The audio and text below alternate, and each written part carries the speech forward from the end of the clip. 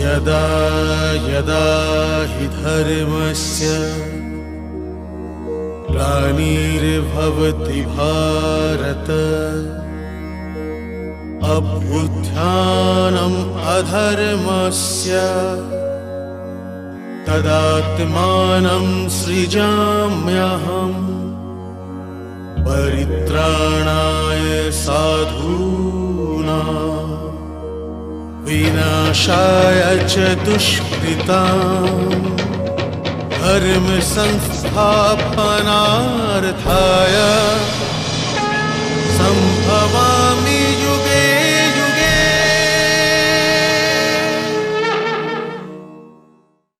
বীর ঘটোৎকচের বীরগতি প্রাপ্ত হবার পরেও যুদ্ধ থেমে যায়নি। পাণ্ডব ঘটোৎকচের জন্য বসে কাঁদতে চেয়েছিল, কিন্তু যুদ্ধকে মাঝখানে ছেড়ে রেখে ওরা কাঁদতেও পারছিল না। এই জন্য ওরা নিজেদের অশ্রু মুছে নিচ্ছিল আর লড়াই করে যাচ্ছিল। অন্যদিকে ঘটোৎকচ বধের কারণে কৌরবদের উৎসাহ বাড়িয়ে দিয়েছিল, তাই ওরা পুরো দমে লড়াই করছিল। কিন্তু হস্তিনাপুরে ধৃতরাষ্ট্রকে আরো অন্য চিন্তা কুড়ে কুড়ে খাচ্ছিল। আমি আপনার পৌত্র ভীমপুত্র ঘটোৎকচের বধের জন্য শোক প্রকাশ করছি মহারাজ। শোক তো ঠিক আছে সঞ্জয়, কিন্তু দুর্যোধন এটা বড়ই মূর্খতার পরিচয় দিল। দেবেন্দ্র দেওয়া অভ্যর্থ অস্ত্র ঘটোৎকচের উপর প্রয়োগ করালো। ওর প্রয়োগ তো বাসুদেবের বধ কিংবা অর্জুন বধের জন্য হওয়া উচিত ছিল। যদি এদের দুজনের মধ্যে কেউ একজনও বীরগতি প্রাপ্ত হয়ে যেত, তবে আমার দুর্যোধনের বিজয় নিয়ে আর কোনো সন্দেহই থাকত না। হে রাজেন্দ্র, রাজকুমার দুর্যোধন ওখানে রণভূমিতে আছেন, আর আপনি এখানে। উনি এটাকেই হয়তো উচিত মনে করেছেন যে ঘটোৎকচকে সামনে থেকে সরিয়ে দেওয়া হোক, কারণ স্বয়ং আচার্য দ্রোণও ওর সামনে অসহায় হয়ে গিয়েছিলেন, আর ওনার অসহায়তা সেনাদের উৎসাহের জন্য ভীষণ খারাপ হচ্ছিল। এই জন্য রণনীতি দৃষ্টিকোণ থেকে রাজকুমার সঠিক সিদ্ধান্তই নিয়েছেন। আর আমি দেখতে পাচ্ছি মহারাজ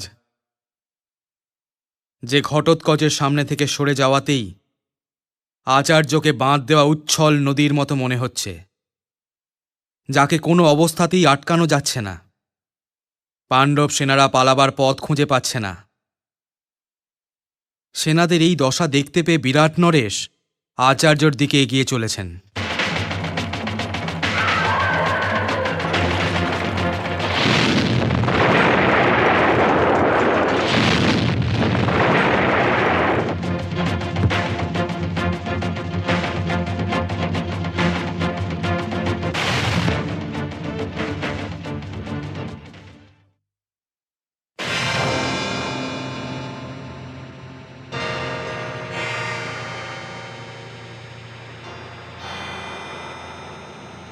হে আচার্য, দিব্যাস্ত্রের প্রয়োগ আপনাকে শোভা দেয় না। কেন?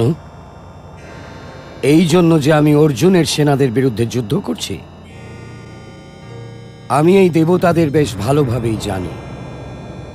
হে দেবেন্দ্র, আমি কি এটা জানি না যে অঙ্গরাজের থেকে সূর্যদেবের দেওয়া কবচ আর কুণ্ডল যে চেয়ে নিয়েছিল সেটা আপনি? হে আচার্য, আমি এখানে সব দেবতাগণের প্রতিনিধি হয়ে এসেছি। আমি ওদের সকলের পক্ষ থেকে প্রার্থনা করছি যে আপনি দিব্যাস্ত্রের প্রয়োগ করবেন না। এটাই সব ঋষিদেরও ইচ্ছে। দিব্যাস্ত্র কেবল ধর্মের রক্ষার জন্যই হয়। কিভাবে জানতে পারলেন যে আমি ধর্মের পথের ওপর দাঁড়িয়ে নেই? হে দেবেন্দ্র, আমি নিজের ধর্মের পথের ওপর অর্জুনের সাথে যুদ্ধ করে চলেছি, ও নিজের ধর্মের পথের ওপর। থামো ভরদ্বাজ পুত্র, থামো।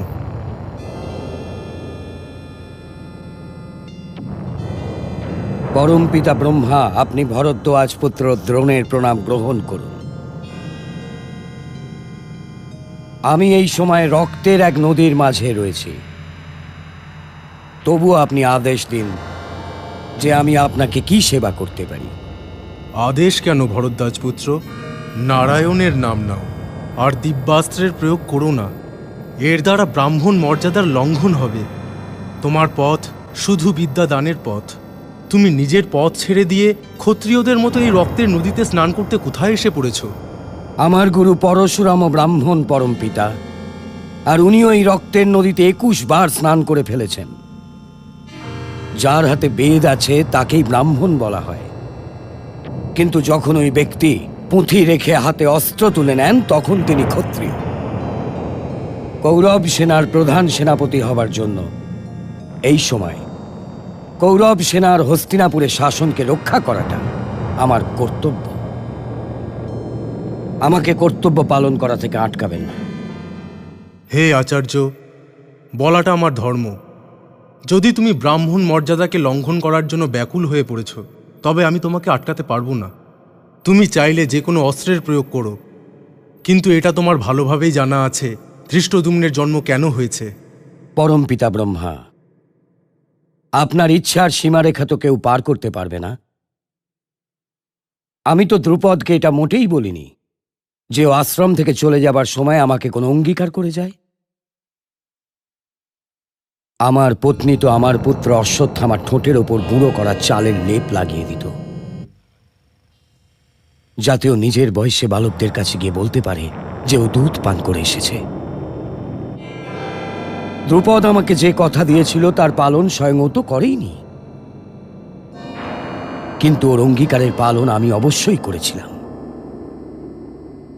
আমি ওকে অর্ধেক রাজ্য ফিরিয়ে দিয়ে ওকে নিজের করে দিয়েছিলাম, কিন্তু আমার ওই কাপুরুষ মিত্র দ্রুপদ তবুও নিজের অহংকারের আকাশ থেকে নিচে নামেনি। যে অর্জুন ওকে যুদ্ধতে পরাস্ত করেছিল, ওর সাথেও তো নিজের পুত্রীর বিবাহ দিয়ে দিয়েছিল, কিন্তু ও এটা ভুলে গিয়েছিল যে এই ব্রাহ্মণ দ্রোণ ওর মিত্র। হে পরম পিতা, যদি তবু অপরাধ আমারই সিদ্ধ হয়ে থাকে তবে তাই হোক। ও যখন ইন্দ্রপ্রস্থতে নিজের পুত্রের জন্য আমার কাছে আশীর্বাদ চেয়েছিল, তখনও ওকে আমি ফিরিয়ে দিইনি। আমি কি এটা জানতাম না যে ওর আশীর্বাদ চাইবার পেছনে কি রহস্য আছে? আমি অবশ্যই জানতাম। তবুও আমার মিত্র নিজের পুত্রের জন্য আমার কাছে আশীর্বাদ চাইছিল। হে পরম পিতা, আমি ধর্মক্ষেত্র কুরুক্ষেত্রতেও ধৃষ্টদ্যুম্নকে দিয়ে দেওয়া আশীর্বাদের থেকে ঘাবড়ে গিয়ে মহারাজ ধৃতরাষ্ট্রকে ত্যাগ করতে পারবো না। আমি ওই রাজ পরিবারের কাছে ঋণী। কাল পর্যন্ত যার গোশালাতে একটাও গরু ছিল না, আজ তার গোশালাতে সহস্র গরু আছে। এই জন্য ক্ষমা চেয়ে নিচ্ছি। আমি এটা জানি যে শেষে বিজয় পাণ্ডবদেরই হতে চলেছে। ওদেরই বিজয়ী হওয়া উচিত, কিন্তু আমি এই হেরে যাওয়া সেনা দলের প্রধান সেনাপতি, আর নিজের কর্তব্যের পালন করে চলেছি।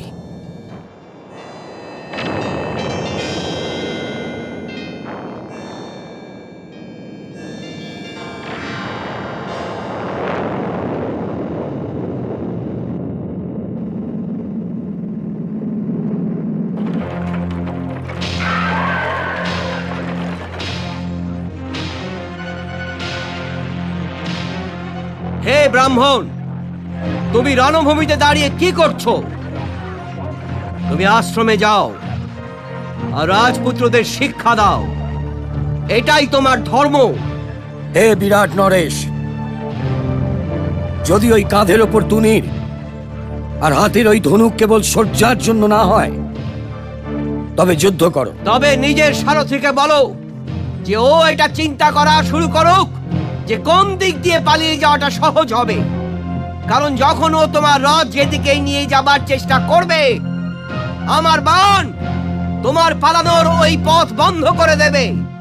হে ব্রাহ্মণ, চালাও নিজের ব্রহ্মাস্ত্র। তোমার ছাতি এই ব্রহ্মাস্ত্রর যোগ্য মোটেই নয়।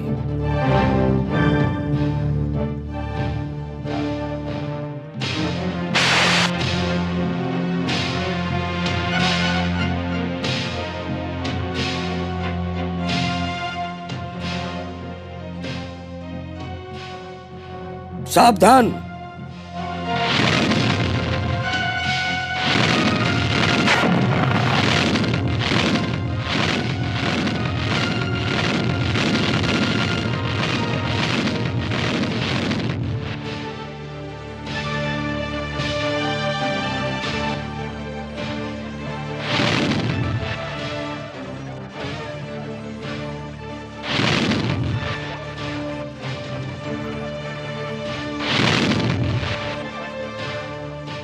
রথ বিরাট নরেশের দিকে নিয়ে চলো সারথি।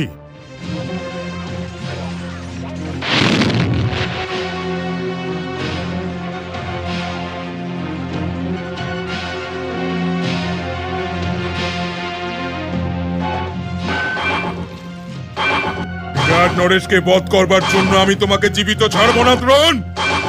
বিরাট নরেশের মতো বীর প্রত্যেক বৎসরে নয়, প্রত্যেক যুগের ভাগ্যতে জন্ম নিতে পারে না। তুমি বীরত্বের এই সূর্যকে বধ করেছো দ্রোণ। যদি তুমি আমার রথের সামনে থেকে নিজের রথকে সরিয়ে নিয়ে না যাও মিত্র, তবে আমাকে আরো একটা বীরত্বের সূর্যের অস্ত যাবার কারণ হতে হবে। হে মিত্র, এটাই আমাদের শেষ দেখা। এসো একে অপরকে প্রণাম জানাই। তুমি তো আমার প্রণামের যোগ্য কখনোই নও দ্রোণ।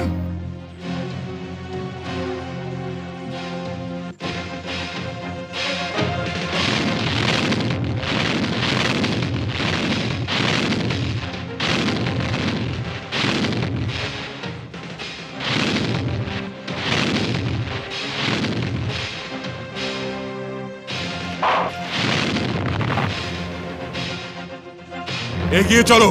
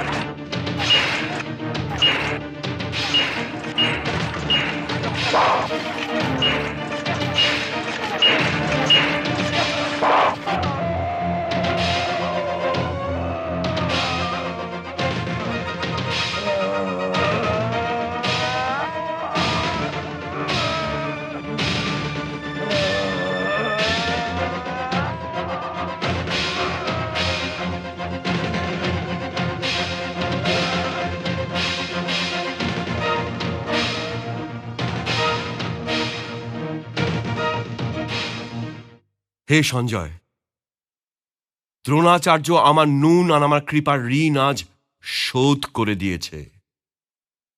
একই দিনের মধ্যে বিরাট নরেশ আর দ্রুপদের বধ দুর্যোধনের জন্য অতি শুভ।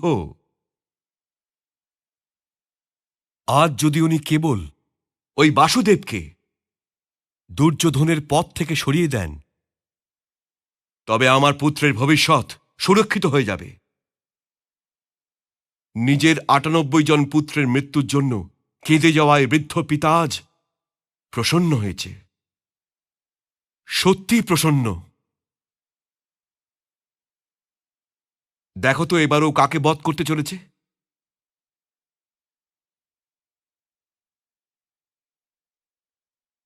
এই সময়ে রাজকুমার দুর্যোধন ওনাকে কিছু কথা বলছেন মহারাজ। ও অবশ্যই ওনার প্রশংসা করছে। মন দিয়ে শোনো আর আমাকে প্রত্যেকটা শব্দ বলো।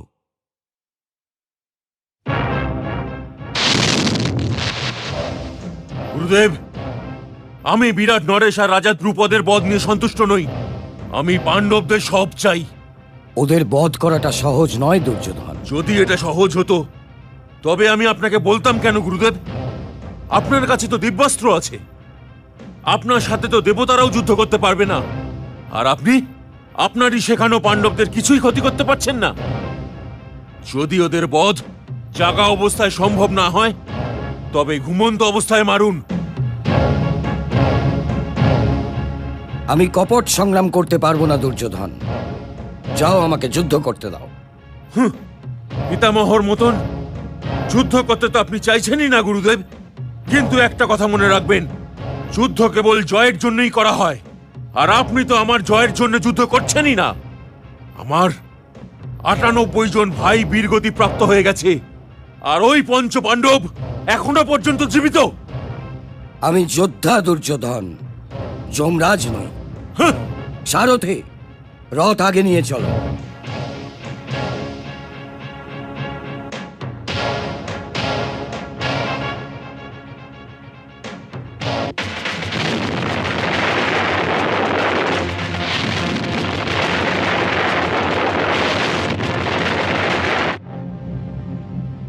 কেশব, ওই দেখুন। আমি সবকিছুই দেখছি পার্থ, সবকিছুই দেখছি। আজকে আচার্য দ্রোণকে যুদ্ধে কেউই পরাজিত করতে পারবে না। যুদ্ধতে পরাজিত করতে পারবে না? তবে কি আজ এই যুদ্ধতে আমরা হেরে যাব কেশব? আমি তো এইরকম কথা বলিনি পার্থ,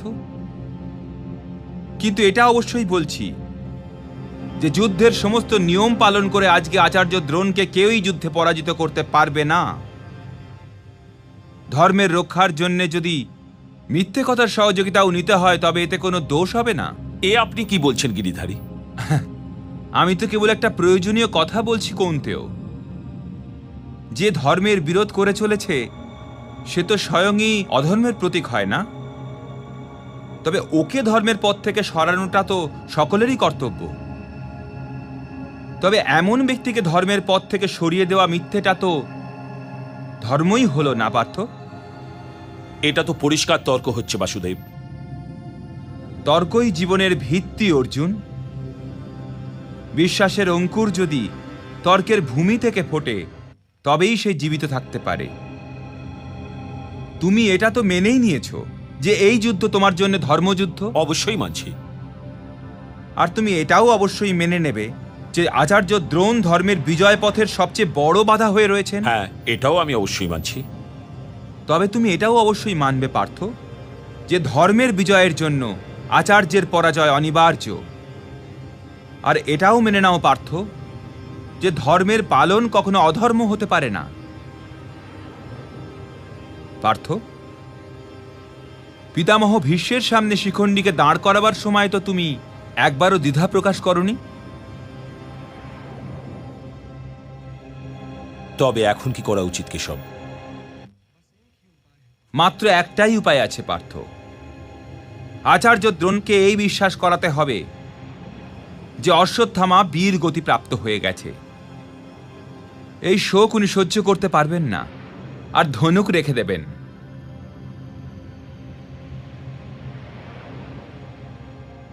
না কেশব, আমি ক্ষমা চেয়ে নিচ্ছি। আমি এই মূল্যে যুদ্ধ জিততে চাইছি না। যুদ্ধ জিততে আর না জিততে চাইবার তুমি কে পার্থ?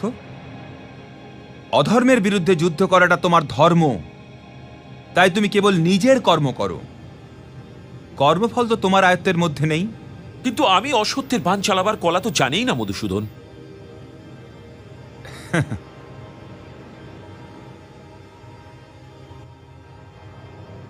ধর্মরাজ যুধিষ্ঠির, আপনিও কি ধর্মের পক্ষ নেবেন না?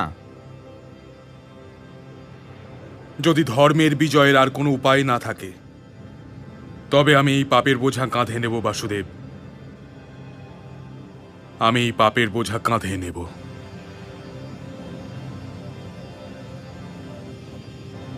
সাগর মন্থনের পরে কেবল অমৃতই হাতে আসে না জ্যেষ্ঠ ভ্রাতা, বিষও হাতে আসে।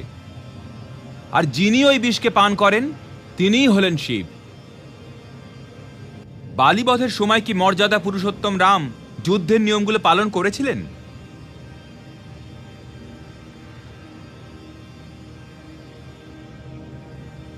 ওই গজরাজের নাম আপনি জানেন কি মেজ ভ্রাতা? ওর নাম অশ্বত্থামা বাসুদেব।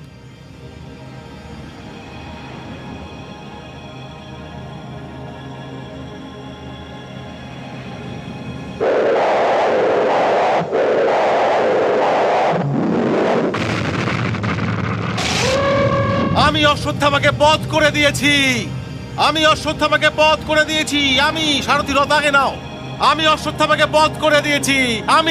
আমি অশ্বত্থামাকে বধ করে দিয়েছি। খেয়াল রাখবেন জ্যেষ্ঠ ভ্রাতা, হতে পারে যে আচার্য মেজ ভ্রাতার কথা নাও মানতে পারেন আর আপনাকে জিজ্ঞাসা করতে চলে আসেন। আমি অশ্বত্থামাকে বধ করে দিয়েছি গুরুদেব। আমি অশ্বত্থামাকে বধ করে দিয়েছি। আমি অশ্বত্থামাকে বধ করে দিয়েছি গুরুদেব।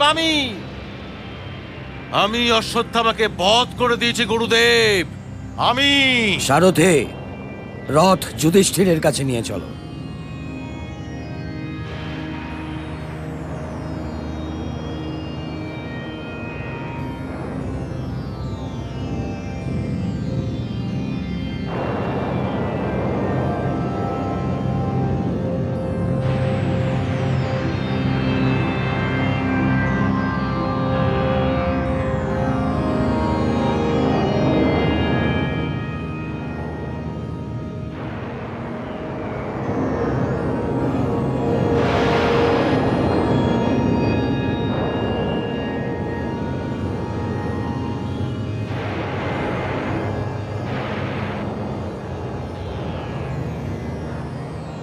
আমি তোমার প্রণাম চাইছি না ধর্মরাজ যুধিষ্ঠির। আমাকে সত্যি কথা বলো, এটা কি সত্যি যে আমার পুত্র বীর অশ্বত্থামা বধ হয়েছে?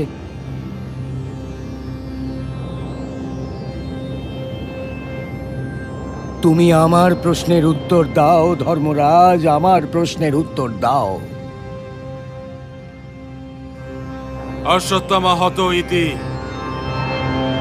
গজো একটা হস্তি।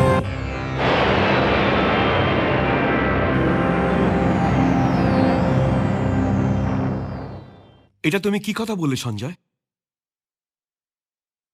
একটা যুদ্ধ জেতবার জন্য প্রিয় যুধিষ্ঠির মিথ্যে বলেছে? ধর্মরাজ যুধিষ্ঠির? এই বাসুদেব আমার সন্তানদের বিগড়ে দিচ্ছে সঞ্জয়, একেবারে বিগড়ে দিয়েছে। কিন্তু ওনার বক্তব্যও তো বিচারযোগ্য ছিল মহারাজ। তোমার তো ওই সব বক্তব্য বিচারযোগ্যই বলে মনে হয়, যে আমার আর আমার পুত্রদের হিতের বিষয় চিন্তা করতে চায় না।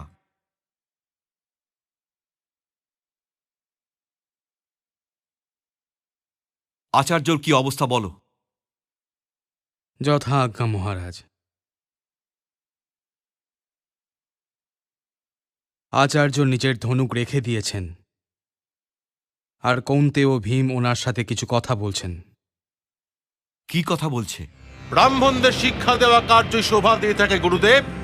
আপনি ক্ষত্রিয়দের ক্ষেত্রতে কেন এসে পড়েছেন?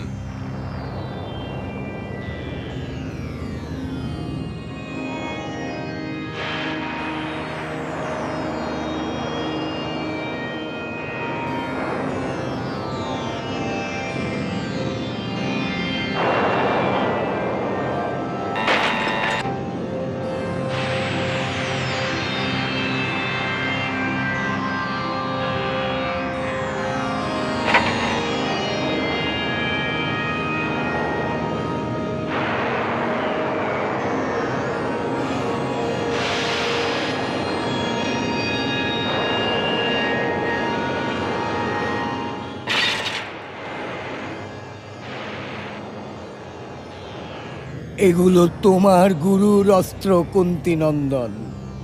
ভেঙে গুড়িয়ে দাও এগুলোকে তোমার রথের চাকার নিচে। কিন্তু আমার এখনো বিশ্বাস হচ্ছে না যে আমার পুত্র অশ্বত্থামা তোমার হাতে পরাজিত হয়ে গেছে। কিন্তু ধর্মরাজ যুধিষ্ঠির মিথ্যে কথা বলে না। এই জন্য আমি নিজের অস্ত্রকে ত্যাগ করছি।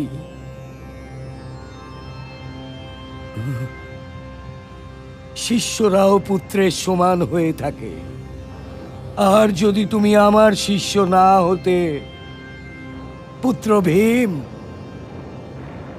এই সময় তুমি আমার সামনে দাঁড়িয়ে থাকতে না, তোমার সব দেহ পড়ে থাকতো।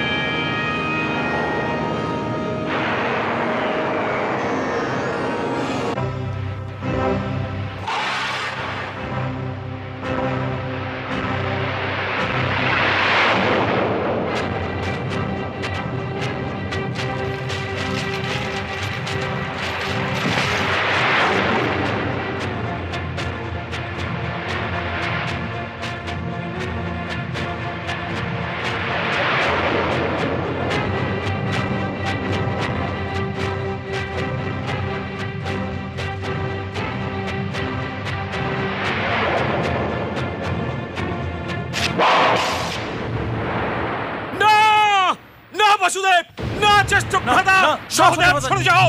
নকুল ছেড়ে দাও আমাকে, ছেড়ে দাও, ছেড়ে দাও নকুল। ধৃষ্টদ্যুম্ন, আপনার এই কাপুরুষতার জন্য আমি আপনাকে ক্ষমা করব না, আপনাকে জীবিত ছাড়বো না। না বাসুদেব, উনি আমার নিরস্ত গুরুদেবকে বধ করেছেন। ধৃষ্টদ্যুম্ন, আপনি কাপুরুষ, কাপুরুষ আপনি, আপনাকে আমি ছাড়বো না।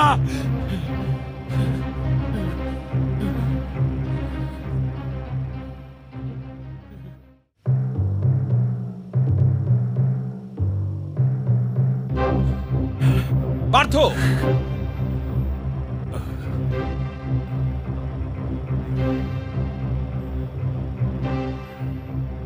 আমি ধৃষ্টদ্যুম্নকে জীবিত ছাড়বো না মধুসূদন, ওকে জীবিত ছাড়বো না আমি।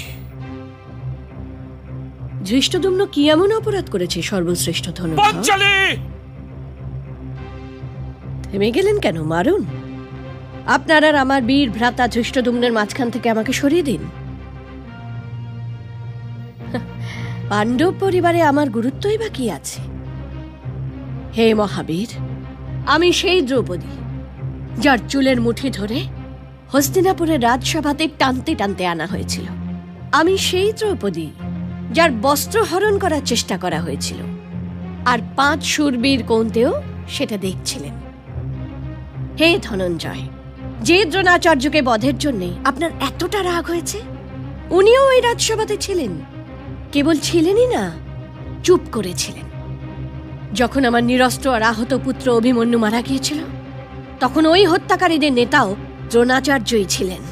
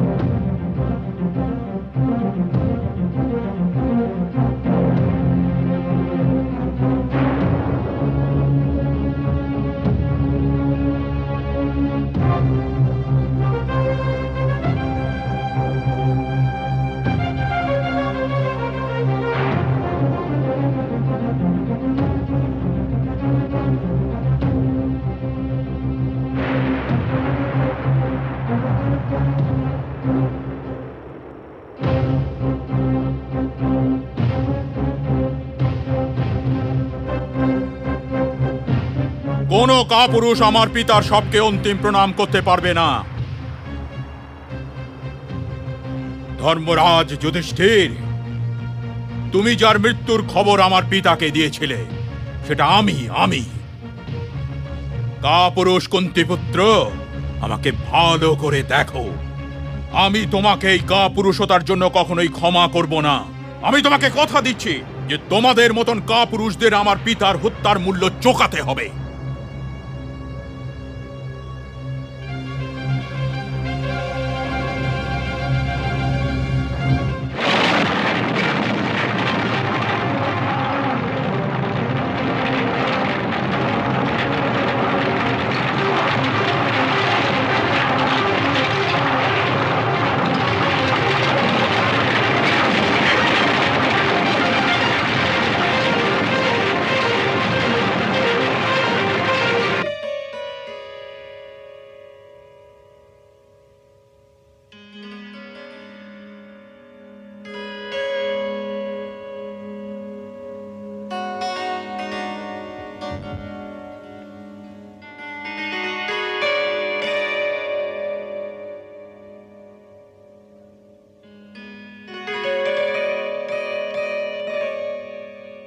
প্রণাম পিতামহ।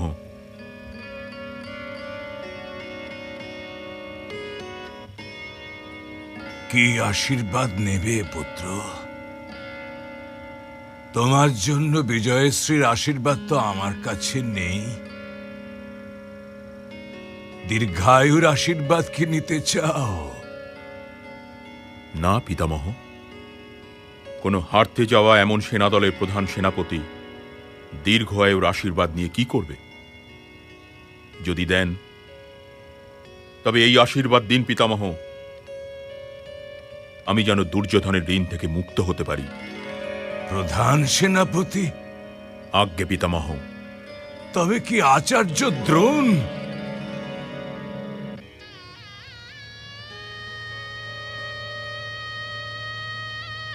হে হস্তিনাপুর, তোমার ভাগ্যতে কার কার সঙ্গে বিচ্ছেদ লেখা রয়েছে? মনে হচ্ছে যে দুর্যোধনের অন্তিম সময় আস্তে আস্তে কেউ বেঁচে থাকবে না। ওর অনেক দোষ আছে পুত্র, কিন্তু তবু আমার হৃদয় ওর জন্য দুঃখ পেতে থাকে।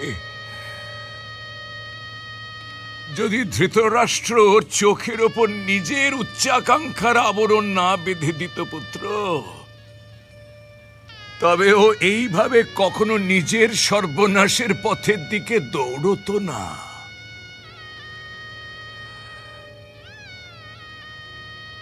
তোমার প্রধান সেনাপতি হবার অর্থ এই হলো পুত্র,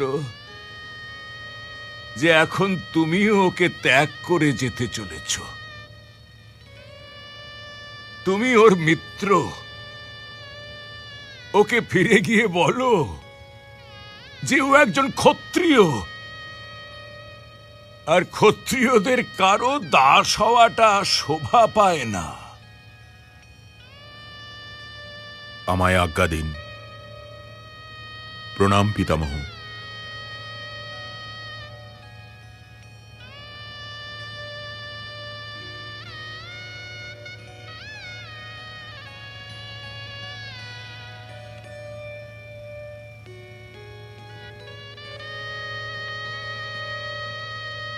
প্রণাম কেশব।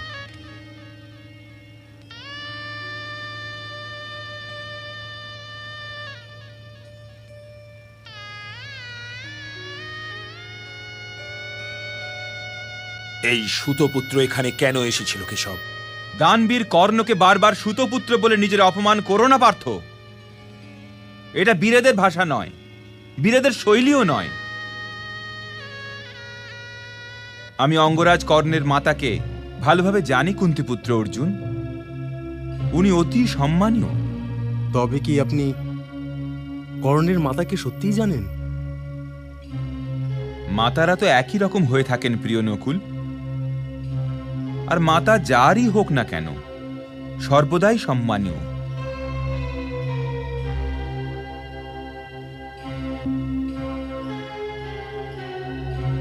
বাসুদেবের প্রণাম গ্রহণ করুন গঙ্গাপুত্র।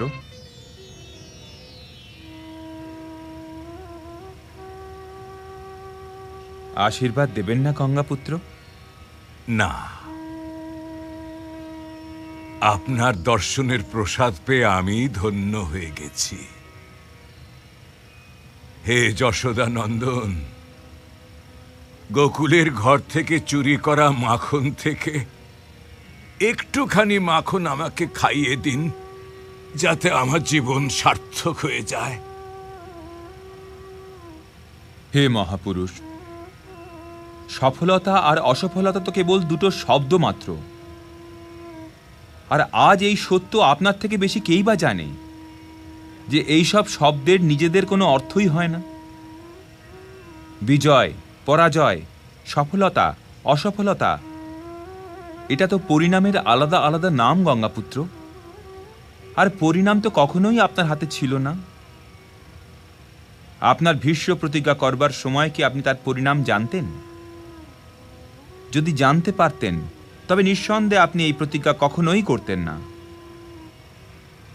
আর যদি ঋষি কিন্দমের অভিশাপ মাঝে না এসে যেত তবে মহারাজ পাণ্ডুই রাজত্ব করতে থাকতেন, আর মহারাজ ধৃতরাষ্ট্রের সিংহাসনের ওপর বসবার আর মুকুট পরবার সুযোগও কখনো হতো না।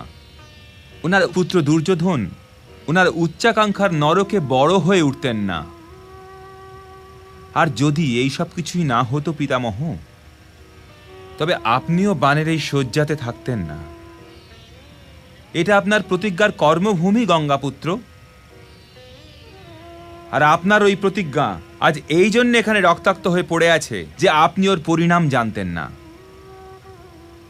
এই জন্য যা কিছুই হয়েছে, কিংবা যা কিছু হচ্ছে, কিংবা যা কিছু হতে চলেছে, তার জন্য আপনি নিজেকে কখনোই দায়ী ভাববেন না।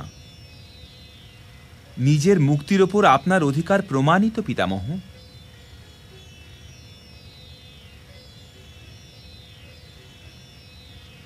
পুত্র যুধিষ্ঠির, আজ তোমার ভাইদের গ্রীবা নিজেদের শিরের বোঝা কেন ওঠাতে পারছে না?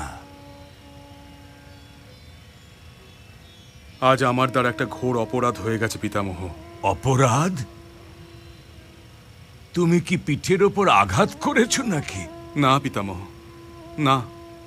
তবে কি তোমাদের মধ্যে কেউ কোন নিরস্ত্র যোদ্ধাকে বধ করেছ? ওনারা অভিমন্যুর কথা বলতে আসেননি গঙ্গাপুত্র। তবে ওরা কি করেছে বাসুদেব? সেটা তো এদেরই বলতে দিন। তবে ওরা মৌন দাঁড়িয়ে আছে কেন? বলছে না কেন? এদের অপরাধ লাক্ষাগৃহ, দ্রুত ক্রীড়া ভবন কিংবা কুলবধূ দ্রৌপদীর অপমানের ওই অশ্লীল দৃশ্য থেকে বড় অপরাধ তো হতে পারে না।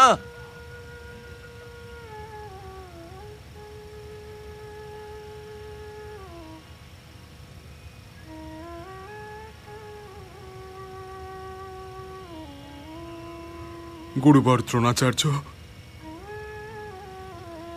গুরুবর দ্রোণাচার্যর বধ আমার এক মিথ্যে কথায় করেছে পিতামহ। একটা মিথ্যে কথা। তুমি মিথ্যে? ধর্মরাজ যুধিষ্ঠির, তুমি মিথ্যে বলেছ? তুমি?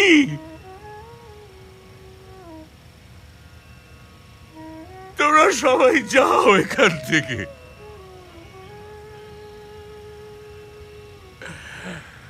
যদি আমার আয়ত্তের মধ্যে হতো তবে আমি এই মুহূর্তটাকে নিজের জীবন থেকে সরিয়ে দিতাম, যে আমাকে এটা শুনিয়েছে যে আমার প্রিয় যুধিষ্ঠির মিথ্যে বলেছে।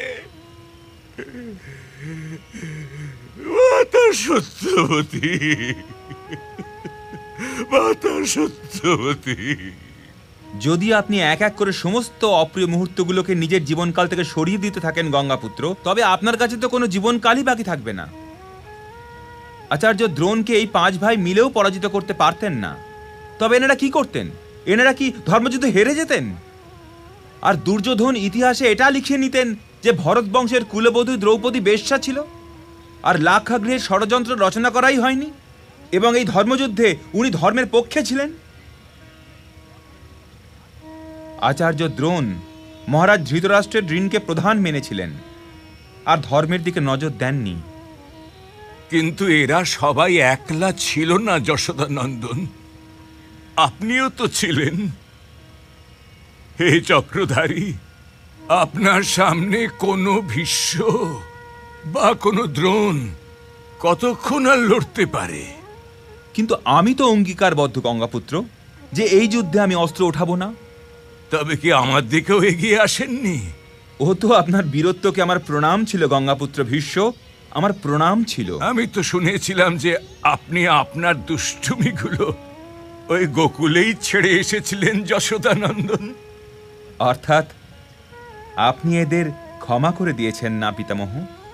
আপনার মনের ইচ্ছাকে কে অস্বীকার করতে পারবে বাসুদেব?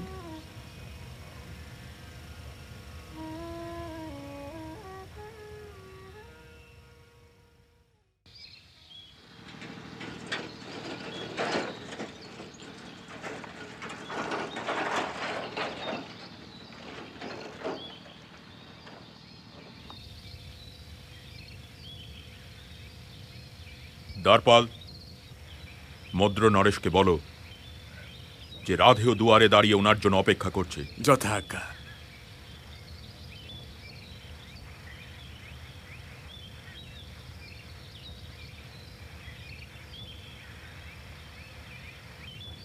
বিলম্বের জন্য ক্ষমা চেয়েছি প্রধান সেনাপতি।